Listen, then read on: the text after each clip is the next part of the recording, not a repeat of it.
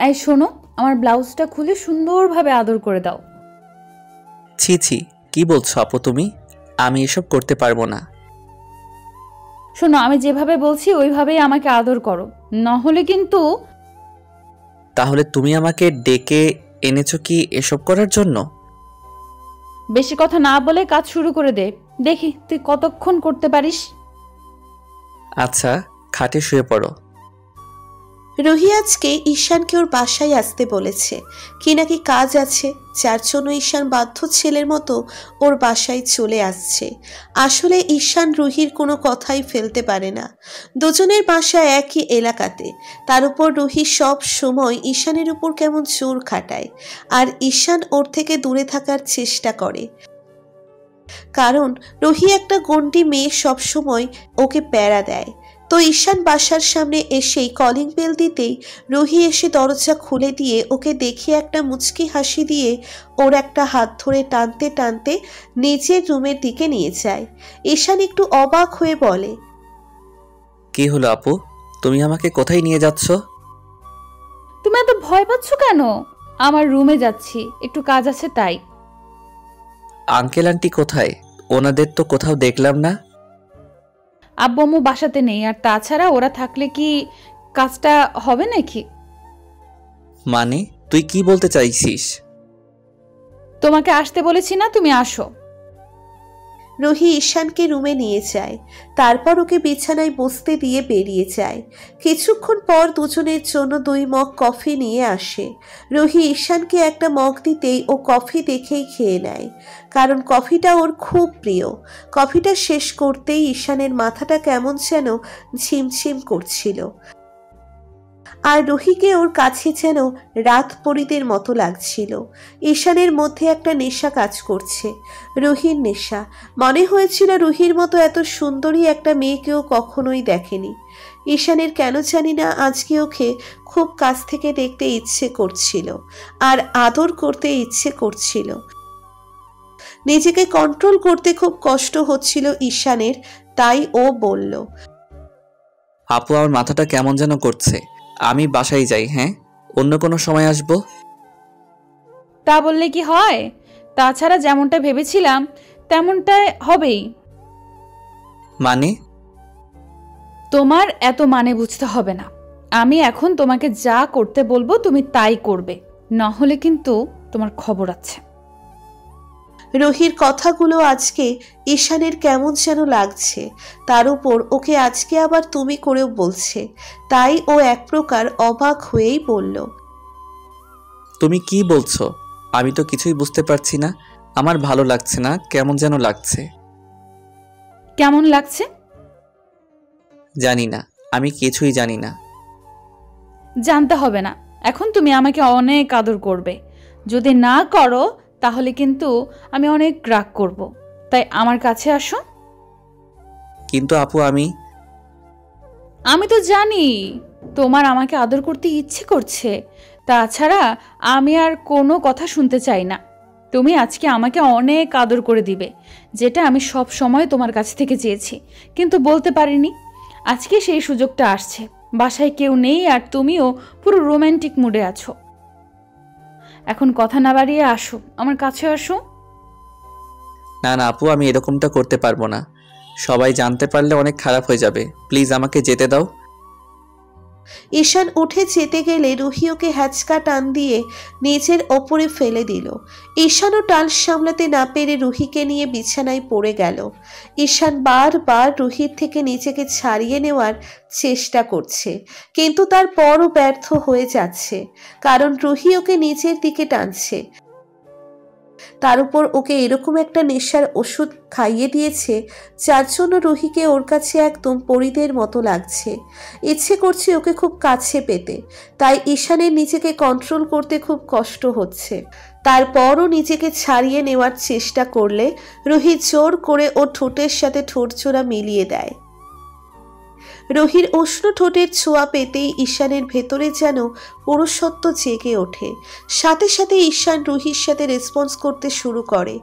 একটা পর্যায়ে ঈশান ওর ঠোঁট ছেড়ে দিয়ে ওর শরীরে কিস করতে থাকে, সাথে ছোট ছোট বাইটও দিচ্ছিল। তাই রুহি বলল, এই পিচ্ছি, এইভাবে কেউ আদর করে? ব্যথা লাগছে তো। ব্যথা তো লাগবে, প্রথমবার আদর করলে একটু তো ব্যথা লাগবেই। তুমি কি আগে কারো আদর খেয়েছো? না, আমি আগে কারো আদর পাইনি, আজকেই প্রথম। তাছাড়া আমি অন্য কারো আদর পেতে চাই না, কারণ আমি শুধু তোমার আদরটা পেতে চাই। আর কেন জানো? কারণ আমি তোমাকে ভালোবাসি পিচ্ছি। তাই ঠিক আছে, আজকে তোমাকে অনেক আদর করব, আমার সম্পূর্ণ ভালোবাসায় ভরিয়ে দিব। আমি তো সেটাই চাই, কিন্তু তুমি তো আমার কাছে আসো না। রুহির কথাতে ঈশান ওকে ইচ্ছে মতো আদর করতে লাগলো। এই প্রথম কোনো ছেলের সাথে রুহি শারীরিক সম্পর্কে লিপ্ত হলো। আপনারা কি ভাবছেন রুহি এরকম মেয়ে? তা নয়। আসলে অনেকদিন যাবত ঈশানকে ওর ভালোবাসার কথাগুলো বলে যাচ্ছে, কিন্তু ঈশান ওর দিক থেকে কোনো সাড়া দিচ্ছে না। কারণ ও একটা গুন্টি মেয়ে, তার উপর ওর থেকে সিনিয়র, আর সব সময় ঈশানকেও প্যারার ওপর রাখে। তাই ঈশান থেকে দূরে থাকার চেষ্টা করত, কিন্তু রুহি ওকে ভালোবাসে, ততবারই ওর কাছে আসার চেষ্টা করে। আর আজকে সুযোগ বুঝেই ওকে এমন একটা ফাঁদে ফেললো। একটা সময় ঈশান সেন্সলেস হয়ে যায় আর গভীর ঘুমে তলিয়ে যায়। এখনো রুহির বুকে মাথা দিয়ে ওকে জড়িয়ে ধরে রেখেছে, আর রুহি মুচকি মুচকি হাসছে আর কি যেন একটা ভাবছে। তো বিকেলের দিকে ঈশানের ঘুম ভাঙতেই ও খেয়াল করে ও রুহির রুমে শুয়ে আছে। ঈশান উঠে বসে, মাথাটা কেমন ঝিমঝিম করছে। এর মাঝে রুহি রুমে ঢুকে বলে, কি হলো? ঘুম হলো? হ্যাঁ, কিন্তু আমি এখানে কেন? সবই ভুলে গেছো? তখন না বললে তোমার নাকি ঘুম পাচ্ছে, তাই তো এখানে ঘুমিয়ে গিয়েছিলাম। রুহি কথাটাকে পুরো ঘুরিয়ে দিল, যার জন্য ঈশান কিছুই বুঝতে পারল না। ওদের মাঝে কিছু হয়ে গেছে। তো রুহির কাছ থেকে ঈশান বিদায় নিয়ে রুমে চলে আসে, বাসায় চলে আসে। দিনটা কোনো রকম ভাবে কেটে যায়। পরদিন সকালে ঈশান যেই না বাসার বাইরে গেছে, তখন রুহি ওর বাসায় আসে। আম্মু গিয়ে দরজা খুলে দেয়, তারপর ওকে দেখে বলে, আরে মামুনি, তুমি আসো, ভেতরে আসো। আম্মুর কথাতে রুহি ভেতরে যায়। তারপর আম্মুকে সোফায় বসতে বললে ও বসে আর আম্মুকে বলে, আন্টি, তোমার সাথে আমার কিছু কথা আছে, একটু সময় হবে তোমার? রুহি আম্মুর হাত ধরে ওর পাশে বসিয়ে দিল। তারপর হঠাৎ করেই আম্মুকে জড়িয়ে ধরে ফুপিয়ে ফুপিয়ে কান্না করতে লাগলো।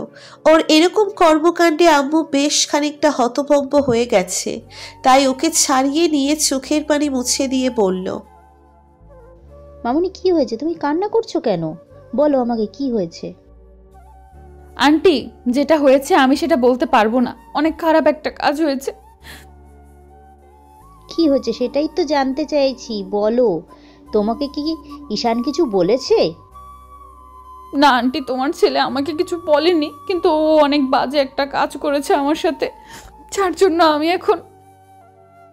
কি হয়েছে আমাকে বলো। তুমি এভাবে কথা বলছো কেন? ঈশান কি করেছে আমাকে বলো।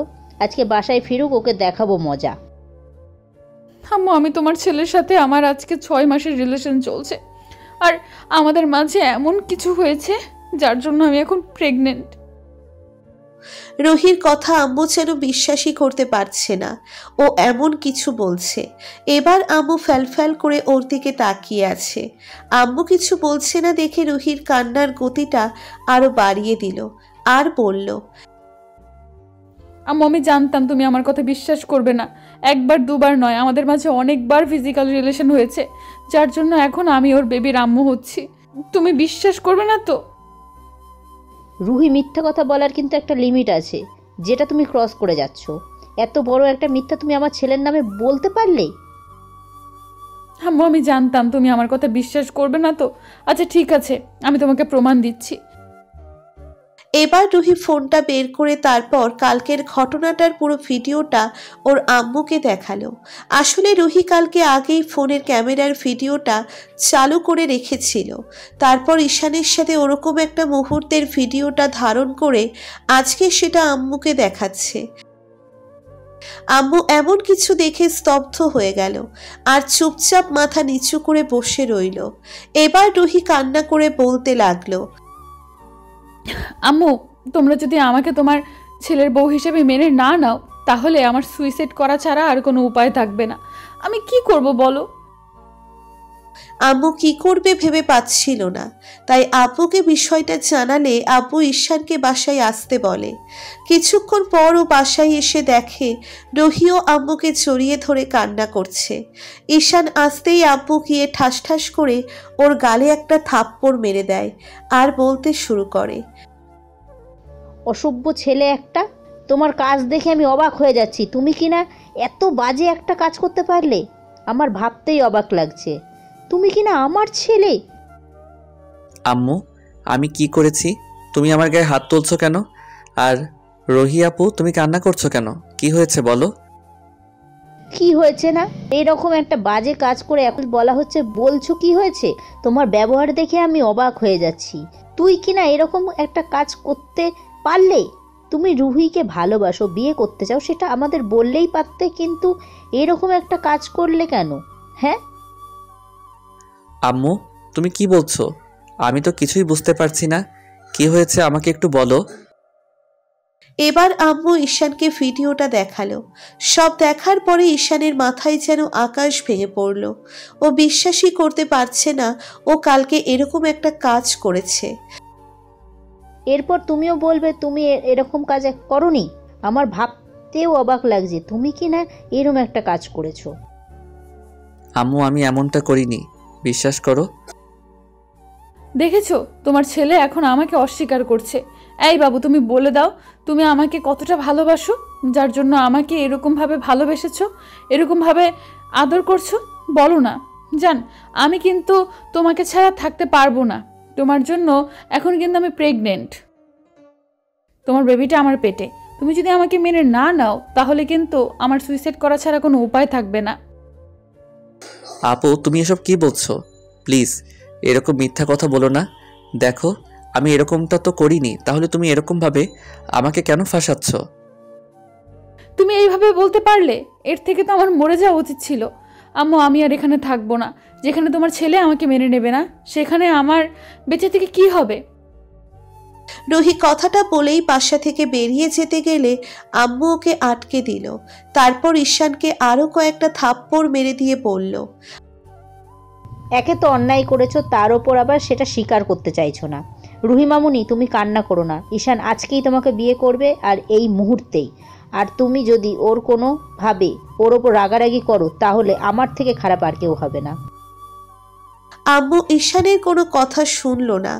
জোরপূর্বক ওকে রুহির সাথে বিয়েটা করিয়ে দিল। রাত হতেই আম্মু ওকে বাসর ঘরে ঢুকিয়ে দিল। ঈশান গিয়ে রুহির সামনে গিয়ে দাঁড়াতেই ও উঠে এসে ওর পা ছুঁয়ে যখনই সালাম করতে যাবে, তখন ঈশান ওর পা সরিয়ে দিল আর বলল, থাকার নাটক করতে হবে না, একদম আমাকে স্পর্শ করবে না।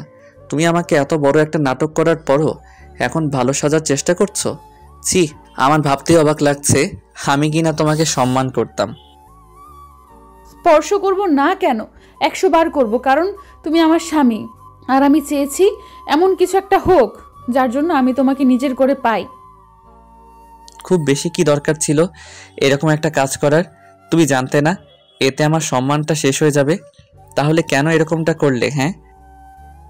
হ্যাঁ, দরকার ছিল, কারণ আমি তোমাকে ভালোবাসি। তাই তোমাকে নিজের করে পাওয়ার জন্য এরকম একটা কাজ করেছি। বারবার তোমাকে বলার পরও তুমি রেসপন্স করছিলে না।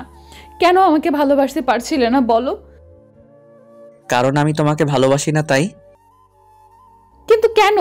আমি কি দেখতে খারাপ, নাকি আমার কোনো বাজে অভ্যাস আছে যার জন্য তুমি আমাকে ভালোবাসতে পারোনি?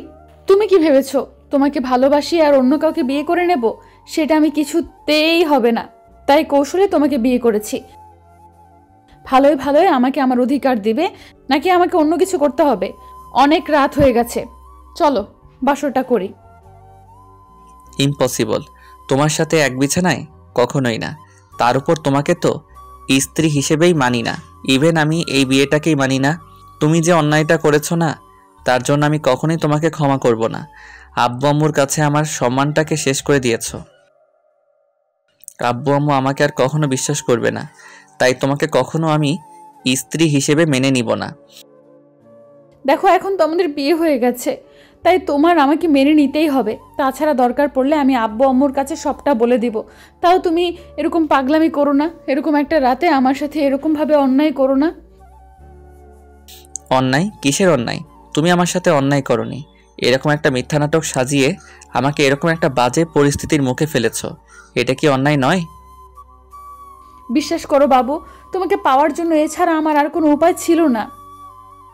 ওই জন্যই আমাকে আজকে থেকে হারিয়ে ফেললে। আমাকে নিজের কাছে পেতে গিয়ে আজকে অনেক দূরে হারিয়ে ফেলেছো। আমি তোমাকে কখনোই মেনে নিব না। সত্যিই তো তুমি আমাকে একটুও ভালোবাসো না। তুমি বলো তুমি আমাকে ভালোবাসো না? আমি তো জানি তুমি আমাকে ভালোবাসো, খালি তোমার আব্বু আম্মুর কথাতেই আমাকে মেনে নিতে চাইছিলে না, তাই তো? বললাম তো আমি তোমাকে ভালোবাসি না।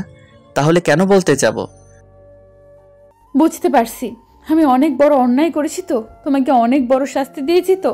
আচ্ছা ঠিক আছে, তুমি যেহেতু আমাকে কখনোই মেনে নেবে না, তাহলে আমার বেঁচে থেকে কী লাভ?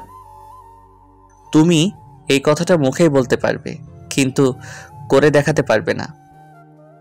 হো, তুমি আমাকে বিশ্বাস করো না তো? বিশ্বাস করবে যখন আমি তোমার লাইফ থেকে আমি হারিয়ে যাব, বুঝতে পারবে তোমাকে কতটা ভালোবেসেছিলাম, যার জন্য এরকম একটা নাটক করে তোমাকে নিজের করে পাওয়ার চেষ্টা করেছিলাম। কিন্তু আমি বুঝতে পারিনি জোর করে কারো মন পাওয়া যায় না।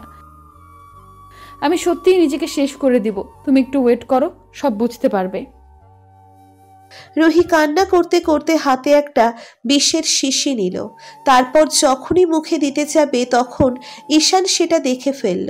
তারপর ওর হাত থেকে বিষের শিশিটা কেড়ে নিয়ে ছুঁড়ে ফেলে দিয়ে বলল, পাগল হয়ে গেছো তুমি? কি পাগলামি করছো? ছেড়ে দাও আমাকে, আমি আর বাঁচতে চাই না।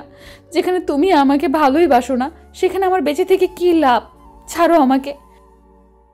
রোহিত ছোটার চেষ্টা করলে ঈশান আর উপায় না পেয়ে ঠাস করে ওকে একটা থাপ্পড় মেরে দিল। রোহি গালে হাত দিয়ে অসহায়ভাবে ঈশানের দিকে তাকিয়ে কান্না করতে লাগলো। ঈশান আর কোনো উপায় না পেয়ে ওকে শক্ত করে জড়িয়ে ধরতেই রোহিও ওকে জড়িয়ে ধরলো আর বলতে লাগলো, বিশ্বাস করো, তোমাকে পাওয়ার জন্য এছাড়া আমার আর কোনো উপায় ছিল না। না হলে আমি কখনোই নিজের করে পেতাম না। ভুল করে হলেও তো তোমাকে পেয়েছি। একটা বার আমাকে মাফ করে দাও, আমি আর কখনো এরকম ভুল করব না। সত্যি অনেক বেশি ভালোবাসি, থাকতে পারতাম না তোমাকে ছাড়া। ঈশান চুপ করে আছে, কোনো কথা বলছে না। ও শুধু রুহির মাথায় হাত বুলিয়ে দিচ্ছে। কি হলো, কথা বলবে না আমার সাথে? আমি তো বললাম আব্বু আমাকে সবটা বলে দিব। আমি তোমাকে পাওয়ার জন্য এরকমটা করেছি। যা শাস্তি দেওয়ার ওরা আমাকে দিবে, যতটা খারাপ ভাবার ভাববে। ভুল যেহেতু করেছো তাহলে শাস্তি তো তোমাকে পেতেই হবে। এসব বাসায় বলার দরকার নেই, তাহলে তোমাকে সবাই ভুল বুঝবে।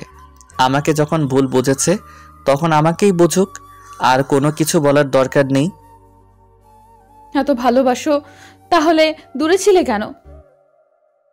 জানো তো, ভাবতাম তোমার আব্বু আম্মু কখনো আমাদের এই সম্পর্ক মেনে নিবে না, তাই তোমার ভালোবাসায় সাড়া দিতাম না। সত্যি অনেক ভালোবাসি তোমাকে। আমিও কি বলো? আরে বাবা, আমিও ভালোবাসি, তাই বললাম আই লাভ ইউ। এবার হয়েছে?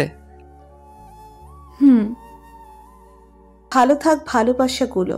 দেখা হচ্ছে পরবর্তী কোনো গল্পে। আল্লাহ হাফেজ।